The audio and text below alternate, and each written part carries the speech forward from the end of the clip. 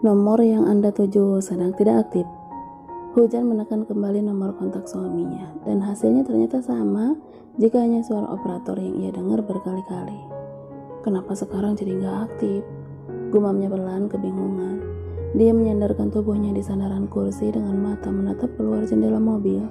Begitu banyak pertanyaan yang kini ada dalam hatinya tentang di mana dan dengan siapa suaminya kini berada. "Pak, antar saya pulang ke rumah Bunda aja ya," pinta Hujan pada supir keluarga suaminya. "Tapi Nona," ada keraguan yang Hujan lihat saat sang supir menatapnya lewat kaca spion. "Gak apa-apa, nanti saya yang akan bicara dengan suami saya," ucap Hujan meyakinkan. Hujan memilih tidak pulang ke apartemen karena perjanjian menginap di rumah Bunda memang 2 hari 2 malam sebagaimana Air sudah setuju sebelumnya. Otaknya tidak bisa berpikir jernih kali ini. Semua buntu dalam sekejap. Dia terus melamun sampai tidak sadar jika mobil sudah menepi di depan rumah sang Bunda. "Non, sudah sampai?" ucap si supir membuat Hujan sedikit kaget dengan suaranya. "Iya Pak, terima kasih." "Sama-sama Nona," balasnya lagi dengan sangat sopan dan ramah. Hujan langsung turun dari mobil. Dia melangkah dengan begitu gontai, bagai tidak menapak jalan. Tangannya mulai mencari-cari kunci dalam tasnya, karena ini memang belum waktunya Bunda pulang dari rumah sakit umum tempat ia bekerja.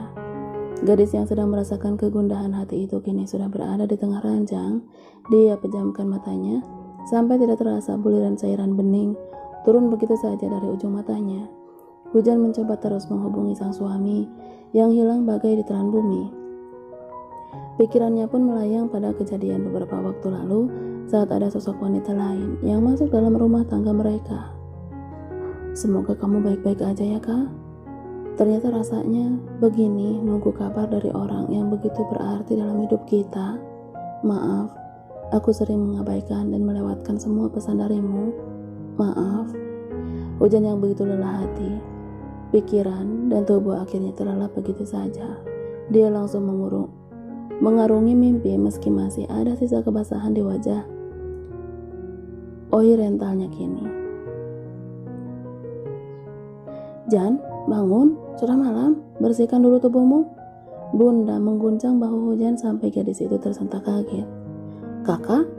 Wanita berkacamata yang kini duduk di sisi Hujan ikut terkejut dengan jeritan anaknya itu. Dia mengernyitkan dahinya sambil memegang bahu Hujan. "Kamu kenapa? Mimpi buruk?" tanya Bunda. Buliran keringat membanjiri kening dan leher Hujan. "Enggak Bun, cuma lagi ingat sama Ai aja," jawab Hujan dengan dada naik turun karena jantungnya berdegup sangat kencang. "Kalian enggak pulang bareng? Kemana suamimu?" Hujan menggelengkan kepalanya lalu tertunduk lesu, sedangkan Bunda yang sepertinya peka langsung meraih tubuh Hujan untuk dipeluk dalam dekapannya.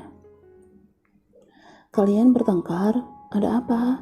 Bunda semakin dibuat penasaran. Dia mulai mencurigai tentang pertengkaran Air dan juga Fajar kemarin malam.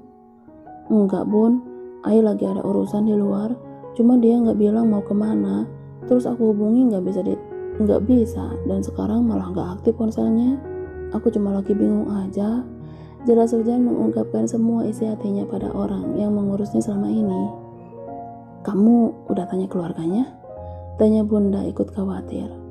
"Aku cuma tanya Bumi, dia bilang gak tahu," jawab Hujan lagi. Bunda menghela napas kasar. Dia usap kepala gadis cantiknya itu penuh kasih sayang. "Pulanglah, tunggu suamimu di rumahnya." "Kak, cepetan," ucap seseorang yang menelpon Air usai jam pertama mata kuliahnya. "Iya sabar, tunggu di situ, ini juga mau jalan," jawab Air yang nampak begitu panik karena sebelumnya dia sudah mendapat pesan yang sangat mengejutkan dirinya. Pemuda tampan itu bergegas keluar dari kelas tanpa basa-basi lagi, padahal Bumi sedari tadi memperhatikan ia yang jelas terlihat sangat buru-buru. Tapi Bumi tidak pernah menaruh curiga apapun pada saudara kembarnya itu. Kaki panjang Air terus melangkah menuju parkiran di mana mobilnya kini berada. Sepan semua teman-temannya tidak ia hiraukan. Air benar-benar fokus pada apa yang ia tuju.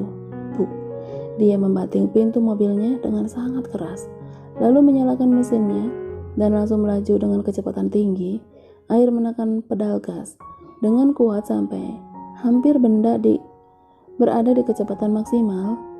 Kerta besi itu bagai melayang di udara. Dia tidak memperdulikan bahaya untuk dirinya sendiri dan juga para pengendara lainnya. Dia hanya ingin cepat sampai di mana ada yang sedang menunggunya saat ini. "Kak," seorang wanita berhambur memeluknya dengan sangat erat. Air hanya bisa mengusapnya dengan perasaan takut dan juga sedih, sama seperti yang wanita itu rasakan. "Aku takut," lirihnya sambil terisak. "Gak ada apa-apa, kakak di sini," ucap si tampan menenangkan Nisa. Air membawa temannya itu ke kursi tunggu depan pintu UGD sebuah rumah sakit. Nisa masih saja menangis dengan tangan gemetar dan dingin. "Kenapa bisa begini?" tanya Air pelan. Dia perlu tahu apa yang terjadi karena ini adalah tanggung jawabnya. "Aku nggak tahu, Kak." Air menghembuskan napas berat. Selama dia mempunyai panti jompo, baru kali ini ada kasus bunuh diri dengan cara meminum cairan pembersih lantai. Belum tahu apa alasannya, yang jelas ini sungguh di luar dugaan Air yang sudah sangat mempercayai beberapa orang termasuk Nisa. "Kak Ais nggak ada pas kejadian?" tanya Air lagi. "Kak Ais lagi di luar.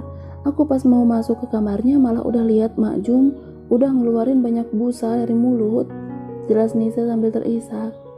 "Ya udah, kamu tenang ya. Mau kasih emak gak apa-apa. Tapi dokter udah keluar belum?" Nisa hanya menggelengkan kepalanya. Keduanya masih menunggu karena yang lain sudah kembali pulang ke panti untuk melanjutkan tugas mereka masing-masing di sana. Majum baru 1 bulan berada di panti milik Air. Dia datang bersama Pak RT salah satu kampung pinggiran kota dengan alasan jika Majum tidak memiliki sanak saudara, sanak keluarga.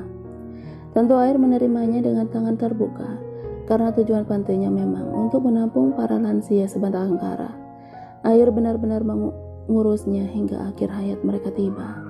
Ceklek, suara pintu terbuka mengalihkan pandangan mereka yang masih duduk menunggu. Ada 1 dokter keluar dari dalam ruangan UGD. "Dengan keluarga pasien?" "Iya dok, saya cucunya," jawab Air sambil bangun dari duduk bersama Nisa. Dokter muda itu menautkan kedua alisnya dengan tatapan tidak percaya dengan pengakuan yang dilontarkan Air kepadanya. Tumbuh tinggi, putih dan tampan itu mana mungkin cucu dari seorang nenek yang dia tangani kondisinya tadi. Begitulah yang ada dalam benak si dokter saat ini. "Bagaimana keadaannya?" tanya Air sangat khawatir. "Maaf, kami sudah melakukan yang terbaik, tapi Tuhan berkehendak lain. Pasien dinyatakan meninggal dunia." Nisa langsung terkulai lemas saat mendengar ucapan dokter yang mengatakan jika seorang nenek yang ia urus selama 1 bulan ini telah pergi meninggalkannya dengan cara bunuh diri. Kaget dan tidak percaya menyelimuti hati Nisa. Ada sesal juga yang ia rasakan. "Harusnya aku gak tinggal Majum sendiri, Kak. Harusnya aku cek lebih sering di kamarnya. Harusnya aku urus dia dulu sebelum aku ke dapur." Itulah kalimat-kalimat penuh sesal yang keluar dari mulut Nisa yang kini dipeluk Air di lantai rumah sakit. Gadis itu baru merasakan sakitnya ditinggal secara mendadak oleh orang yang dia urus dengan tulus, meski dalam waktu yang sangat singkat. "Jangan gitu, nanti Majum gak tenang kalau kamu nangisin," rayu Air yang bingung sendiri. Dia merogoh kantong celananya untuk mencari ponsel, tapi benda pipi itu ternyata tidak ada di sana. "Apa mungkin di jaket?" gumamnya sambil mengingat-ingat. Air melihat jam di pergelangan tangannya yang sudah hampir sore, dan itu tandanya Hujan pun sudah pulang dari kampus bersama supir pribadi mamanya. Dia membawa Nisa duduk lagi di kursi tunggu agar gadis itu bisa lebih nyaman di pelukannya. 10 menit berlalu, tidak ada lagi isak tangis keluar dari mulut Nisa. Gadis itu jauh lebih tenang sekarang. "Kamu tunggu di sini ya, kakak mau urus semuanya dulu. Nanti kita pulang ke panti." Nisa mengurai pelukannya. Dia kini duduk bersandar sambil menatap punggung Air yang semakin jauh berjalan darinya. Setelah mengurus semuanya, Air bergegas menuju mobilnya di parkiran rumah sakit, berniat mengambil ponsel yang sepertinya tertinggal di sana usai dia menerima telepon dari Nisa tadi. "Mana ya?" gumamnya saat merogoh kantong jaketnya. "Ini dia," serunya lagi saat mendapatkan apa yang ia cari. "Yah, mati sih," umpat Air kesal saat ponselnya ternyata kehabisan baterai. Pemuda tampan itu menghembuskan napas kasar. Dia ingat pada istrinya yang pasti saat ini sedang menunggu kabar darinya, karena Air hanya mengatakan akan pergi sebab ada urusan. Aku di rumah sakit, lagi ngurus almarhum dulu ya sayang. Air mengucapkannya dengan mata terpejam, seraya tangan memegang dadanya sendiri. Dia yakin jika istri yang amat dia cintai itu bisa mendengar suara hatinya. Nisa yang duduk di samping Air hanya diam tidak berbicara apapun selama berjalan ke TPU membuat Air berkali-kali menoleh ke arah gadis itu. Ikhlasin, Mak Jum pasti bahagia di sana, ucap Air setelah menghembuskan napas berat. Apa dia nggak seneng ya aku urus sampai harus bunuh diri? Nis, kamu nggak boleh punya pikiran kayak gitu. Sentak Air yang kesal dengan ucapan tidak masuk akal Nisa, karena Air tahu jika gadis itu amat bisa diandalkan. Aku hanya ngerasa bersalah banget, Kak. Keduanya kembali diam, tenggelam dalam pikiran masing-masing sampai akhirnya mobil sampai di tempat pemakaman umum dekat panti jompo. Di sana ambulan yang membawa jenazah dan juga ada beberapa pengurus serta warga yang siap membantu acara pemakaman almarhum. Udah siap semua? Tanya Air pada dua orang pria dengan cangkul di tangan mereka. Siap, Den. Air mundur beberapa langkah saat pintu mobil dibuka dan jenazah mulai dikeluarkan. Dia takut, sungguh sangat takut. Papa, kakak lemas. Usai acara pemakaman, berdoa, dan pemberian penghormatan terakhir, semuanya langsung kembali ke panti, termasuk Air yang juga ikut ke sana. Jam 9 malam akhirnya Air berpamitan untuk pulang setelah menyerahkan beberapa tugas untuk para pengurus panti selama 1 minggu ke depan tentang doa bersama untuk almarhum Mak Jum nantinya. Hati-hati di jalan ya Kak, pesan Kak Ais pada pemuda tampan berhati malaikat itu.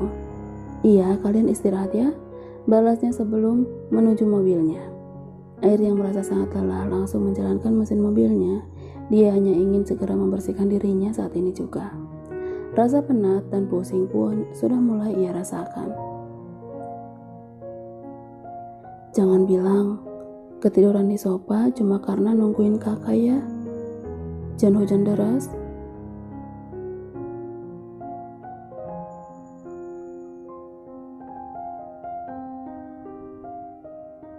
Air terus mengusap pipi hujan yang sedang tertidur di sofa kamarnya di apartemen. Niat hati hanya sekedar mampir untuk mandi, ternyata dia dikejutkan dengan melihat sang istri meringkuk tanpa selimut. Sayangnya kakak, dengan sangat hati-hati dan pelan, Air mengangkat tubuh hujan untuk ia pindahkan ke kasur agar sang istri bisa tidur dengan nyaman. Tunggu ya, kakak mandi dulu, ucapnya kemudian mencium kening gadis halalnya yang sangat terlelap. Air bergegas ke arah kamar mandi. Tubuhnya sudah sangat lengket dengan debu. Keringat dan juga air mata Nisa selama di rumah sakit tadi. Dia berdiri di bawah guyuran air shower yang begitu dingin dari atas kepalanya. Tubuh polosnya sekarang begitu segar setelah bersih. Dengan hanya memakai bathtub, ia keluar dari kamar mandi. Sebelum mengeringkan rambut dengan handuk kecil, dia berjalan ke arah lemari. Kak? Air menoleh ke arah suara. Dia tetap sang istri yang kini tengah duduk dengan bantal di atas pangkuannya. Kok bangun? Tanya Air. Dia langsung menghampiri Hujan. Wajahnya begitu datar tanpa senyum. Dari mana? Hujan langsung bertanya. Nada bicaranya begitu dingin. Banyak, gak cuma satu tempat. Jawab Air santai sambil mengulum senyum.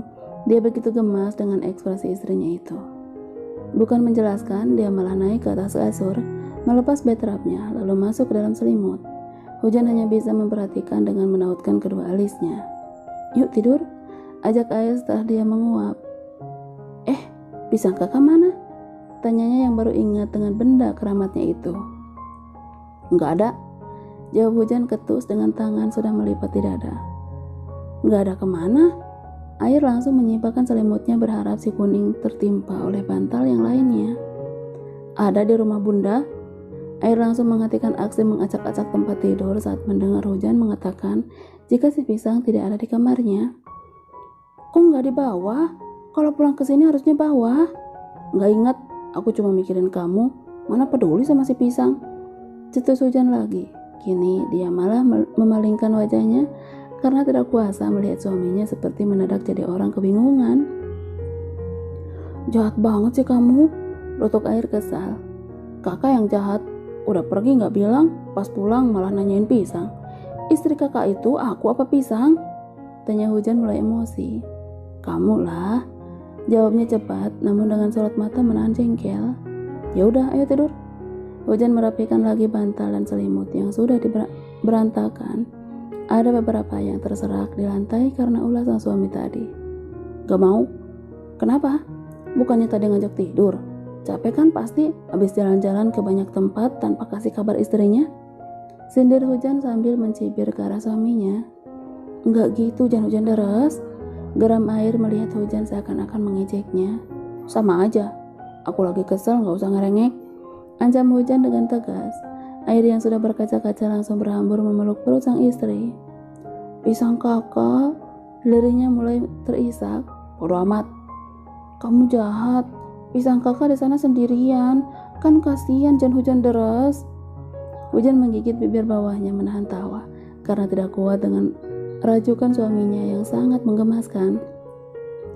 Air benar-benar menangis dengan wajah ia tenggelamkan di perut rata Hujan. "Awas kak," usirnya karena merasa geli. "Gak mau, pisang kakak dulu Jan," rengeknya di sela isak tangisnya. "Gak ada, kan tadi aku bilang kalau di rumah bunda," jelas Hujan lagi. "Hujan nakal." Hujan meringsek ke sisi nakas untuk meraih ponselnya. "Kamu mau telepon siapa? Suruh Bumi ambil pisang kakak di rumah bunda ya," pintanya dengan sangat memohon. "Gak mau, ntar Bumi marah-marah," jawab Hujan. "Terus kamu mau telepon siapa itu?" tanya Air yang dibuat penasaran.